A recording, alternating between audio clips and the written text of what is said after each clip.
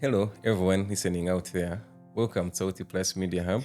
Today's podcast, we're looking at World Earth Day, and this year's theme is Planet versus Plastics. Think about it. Where you stay, where you work, everywhere you pass. In Uganda, no matter where you are, you must have seen a plastic bottle, plastic something, polythene. There's a lot of poor waste management all over the place. Today, the question is, what are we doing as the world, as Uganda, as you, as me? So I'm joined right here by a team from Richer Hand, Uganda. My name is Onesimus. I'll be your host right here, right now. And you? Tamliza Yvette. Yes, please. Yeah, a peer educator at Richard. Oh, nice to have you, Yvette. Yeah, I'm Sulaiman Muganza. I work for Richard Hand Uganda. I'm Joanna Taire. I'm a peer educator, Richard Hand Uganda. Oh, okay. So let's just dive deep into the discussion. Today being World Earth Day, we're looking at what are those alarming but yet neglected issues in Uganda, Kampala, anywhere you stay that you've seen and you need to talk about, we need to tackle as activists for a better tomorrow. What are those very much alarming but yet neglected issues that are causing this world, this earth, to be at a brink of something very dangerous? Yeah, for me, what comes to my mind is the area where I come from is an overpopulated area. We have people who have built in waterways, and that causes flooding every time it rains. So I feel like we need to sensitize people about the disadvantages of building in waterways and blocking water passages. Yeah. That's very much insightful and very much rich, because you realize every time somewhere that used to be like a swamp, a waterway or a channel, you're seeing a house 2 years from now, and that is very dangerous. But for people out there, it's not about where you stay right now, but think about where someone else will stay tomorrow. It's not just about us having competition for space and all that. So thank you very much. And Joan, why are we so much interested in climate change? Yet we seem to be young, and I don't think we have much of power. We are not politicians. We are not. We don't control the economy. We don't control or own anything. But why is it so important for the young people out there to indulge in such conversations?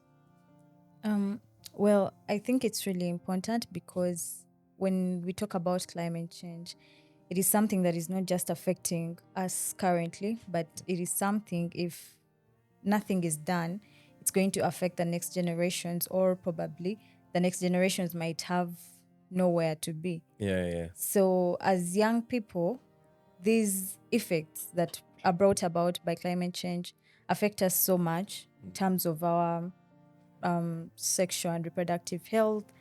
There are very many increasing cases of sexual violence, especially in rural areas where there is lack of enough water resources due to the high heat waves, and water bodies are getting dried up and everything. So girls have to, especially girls, they have to walk long distances just to look for water for domestic use. And in the long routes, they are getting raped. Girls are becoming very young mothers. Yes.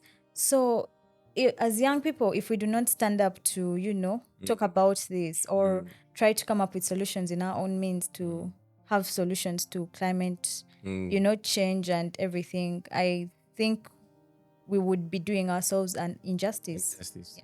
Thank you. I will appreciate and commend the fact that you talked about climate change and sexual reproductive. So on just hearing it, you'll be like, how are those two connected? But thank you for bringing it out, because one, if you're struggling with these resources, maybe water, someone will go spend 5 hours looking for water. By the time they come back, maybe this man has been waiting for food, it is being delayed, and then there's that conflict, domestic violence. All these are issues that sometimes are so much not connected on the first view, but when you give it an insightful view, you realize that we are at risk every single time we do something. Thank you very much. I applaud that input. Then now, moving on, Yvette, what do you think should be done at an individual, both individual level and maybe organization level, maybe at Richer Hand or any other organization out there, to improve the situation. We're talking about the situation of making our earth more livable and likeable. I think both individual level and let's say country wise or global wise, it is a good thing to put sensitization first. It is upon me, it is upon each and everyone in the country to like go on and sensitize, mobilize people, to promote awareness about the effects, the causes of what is becoming a problem to us today. So to us as individuals, as persons, if we go on and sensitize the people, informing them, those that are ignorant and those that are unable to reach or access the right information, it will be a good thing. So I should say sensitization should be Sensitization. the first thing. Oh, that's interesting. So, as a Richer Hand Uganda, today is World Earth Day. What have you done in commemorating this day? What have you done? Something. What have you done today? Just today, what have you done? Yeah, so to commemorate and create awareness around the World Earth Day, today we held a community outreach in the community that surrounds our office. We were engaged in activities to pick plastic and polythene bags, but also educate the masses about the effects of having these plastics and polythene bags in our communities. So we did awareness sessions. We had peer educators doing peer learning sessions. Then we also had community talks with community leaders that run the place. Yeah. Okay, so I think the panel and I and everyone out there, we all agree that we have an issue at hand right here, right before us. It's not miles away. It is just within our community, next to you, next to me. But then again, I just think before we look at what we can do 2 years from now, but what we have done today, do you think it is enough for should we wait for another World Earth Day to have those polythene bags picked? Should we wait for another World Earth Day? What's your view? Do you think it should be an everyday thing? And what's your take? Should we wait for World Earth Day? That's when we should remember to move around communities and pick paper. And what do you think? Well, for me, I think doing something just on the day of commemoration would be an injustice to, our Mother Earth, since we are really trying to conserve the world. Like my colleague Yvette said, sensitization is really an important thing. And such days being recognized, they also help to really uplift what we are trying to put on board. It gives more volume to what exactly we are trying to preach. And in this sensitization, it doesn't have to end on only the World Day. So Day. it should be a daily thing, the routine. What should be out there? Exactly. That is interesting. So we've had quite a number of issues. You see, when we look at Uganda's economy, we have a few sectors that really support it. One of them is agriculture, and then tourism. We're talking about wildlife conservation. So in perspective, how is climate change conflicting with those two in our Ugandan setting? Climate change vis-a-vis wildlife conservation. What are the challenges we're having, and what is your call to action around that area? Yeah, my call to action would be, if I'm to focus on climate change and the relationship with agriculture, like you mentioned, agriculture is largely the backbone of our economy. True. If we have a lot of dumping of plastics and polythenes in a land that is supposed to be arable, land that is supposed to give us food, then we are limiting. We are shooting ourselves in the foot. And also, if we are to focus on food security, how are we supposed to have enough food if the land that is meant to give us food is already having a lot of polythene and plastics that can't decompose?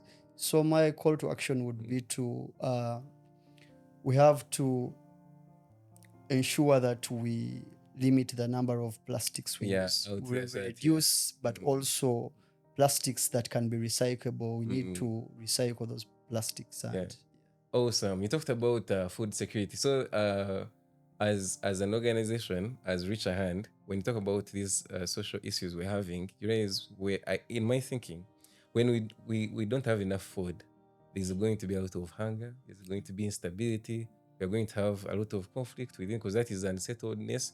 So yeah, so anyone out there listening or viewing in, please note that whatever we do towards conservation of the environment leads us something else in one way or another. So let's be more mindful. But then maybe as we wrap up, what do you think, Yvette, what do you think our government can do apart from sensitization? Do you think we need to invest more in this, in creating awareness? Because these guys argue that they actually put word out there, they print in newspapers, they talk about this. But do you think we need more resources, more funding out from maybe people out there that have already supported our economy? Do we need more other than sensitizing? Yeah, I think yes, of course, we cannot disagree with the government that it's not doing its it's not doing its part to like promote the sensitization. But of course, I think more should be done. The more funding should be done to improve this in a way that these organizations should be funded more, like the organizations, equipped, just yeah. like the RAHU is doing. The peers should come up, more funds should be provided to like continue the job and the work of sensitizing and going on and promoting the Bulungi Bwansi, as it's said, of course. Yeah. Okay, that is awesome. That's wonderful. So to everyone viewing out there today, we must agree, this panel and I agrees that we have seen the danger. We've talked about the danger, but it's not enough. We've picked that plastic out there in our community today, but each and every day, let's try and foster for a better world, a greener world, and a better Mother Earth. Thank you all for joining in, and we've come to the end of our podcast, and let's go out there and be better advocates.